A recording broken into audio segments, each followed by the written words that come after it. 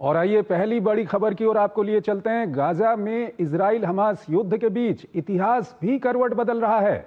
108 साल पहले जिस ब्रिटेन ने फलस्तीनी जमीन में इजराइल की नींव रखने में प्रमुख भूमिका निभाई थी, उसी ने अब फलस्तीन को एक स्वतंत्र देश के रूप में मान्यता दे दी है।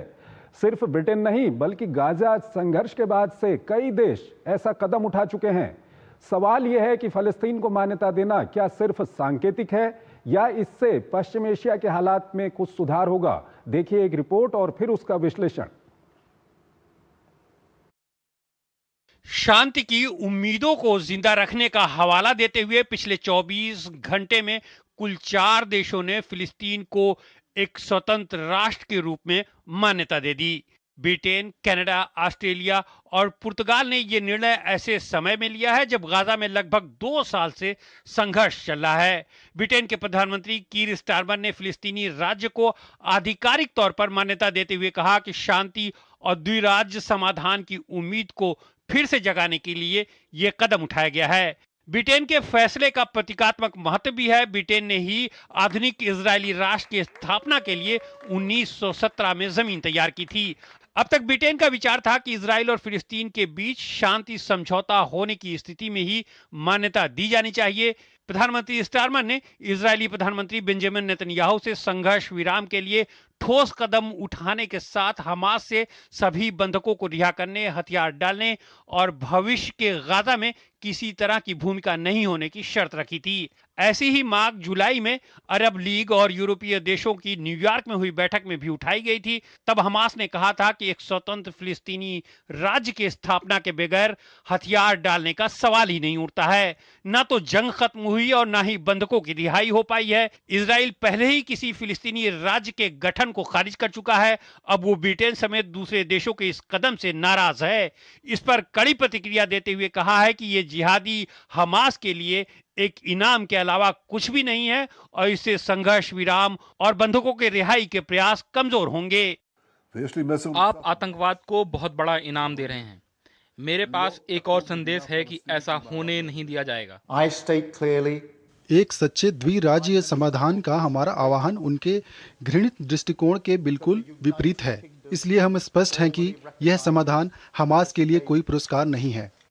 गाजा संघर्ष के बाद से अब तक 13 देश आधिकारिक तौर पर फिलिस्तीनी राज्य को मान्यता दे चुके हैं। इनमें Spain, United Kingdom, Canada, Australia, पुर्तगाल, Ireland, Norway, Slovenia, Bahamas, Jamaica, Barbados, Armenia और त्रिनिदाद और टोबैगो शामिल हैं।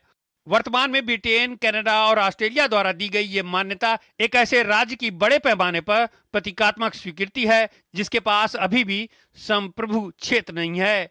यूएन के इसी सत्र में फ्रांस, बेल्जियम सहित कई अन्य पश्चिमी देश भी फिलिस्तीन को मान्यता दे सकते हैं। इसका ये बिल्कुल मतलब नहीं है कि इससे फिलिस्तीन यूएन का पूर्णकालिक सदस्य हो जाएगा। इसके लिए यूएनएससी की मुहर लगना जरूरी है, जिसे अमेरिका ने वीटो कर रखा है। और इस खबर पर ज्यादा बात करने के लिए हमारे साथ जुड़ रहे हैं पिनाक रंजन चक्रवर्ती, फॉर्मर सीनियर डिप्लोमेट हैं, विदेशी मामलों के जानकार हैं। उनसे हम बात करेंगे। पिनाक रंजन जी, ये गाजा में संघर्ष शुरू होने के बाद जो ये होड़ सी मची है फलस्तीन को मान्यता देने की, क्या कुछ इसका प्रभाव होगा आने वाले दिनों में?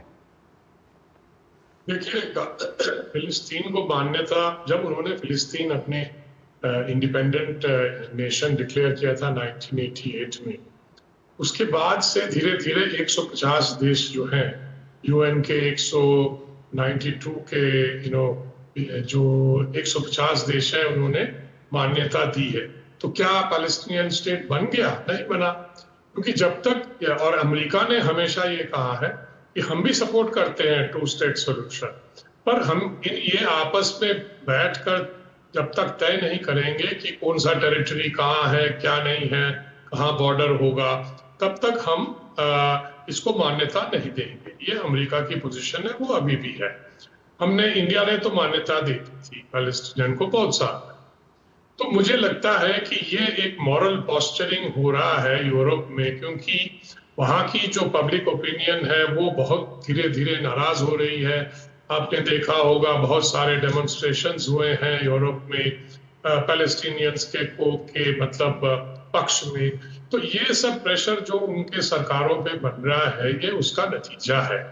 इसका मतलब ये नहीं है कि कल फिलिस्तीन बन जाएगा, क्योंकि अभी जमीन जो है, जो सॉवरेनिटी का एक बड़ा एक क्रूशियल अंश होता है कि आपके पास टेरिटरी है या नहीं है।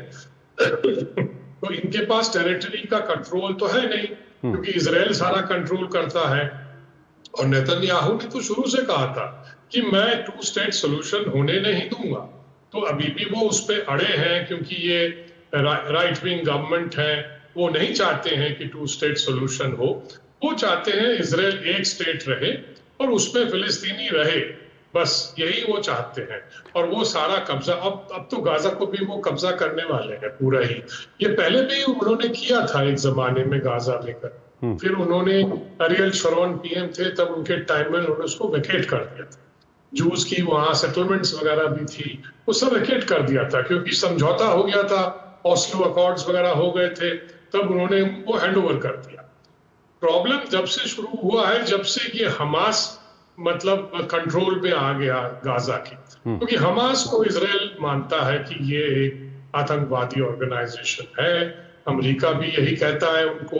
और उधर वेस्ट बैंक में जो पैलेस्टीनियन अथॉरिटी जो है, जो यासिर अराफात के जो मतलब जो सक्सेसर्स हैं, वो रमल्ला में रहते हैं और उनके साथ हमास की बनती नहीं है, क्योंकि आइडियोलॉजिकली जो पैलेस्टीनियन अथॉरिटी है, उन्होंने तो एक्सेप्ट कर लिया इजराइल का मतलब जो रियलिटी जो है, पर हमास ने कभी नहीं एक्सेप्ट किया। हमास ने बोला कि हम इजराइल को मतलब मैप से ही मिटाना चाहते हैं। ठीक है। और इसीलिए ईरान का सपोर्ट उनको था, कई लोगों का सपोर्ट था। जो ठीक है सर, तो कहीं ना कहीं एक ये सांकेतिक एक है और इसका कोई ज्यादा प्रभाव अभी आने वाले दिनों में नहीं दिखने वाला।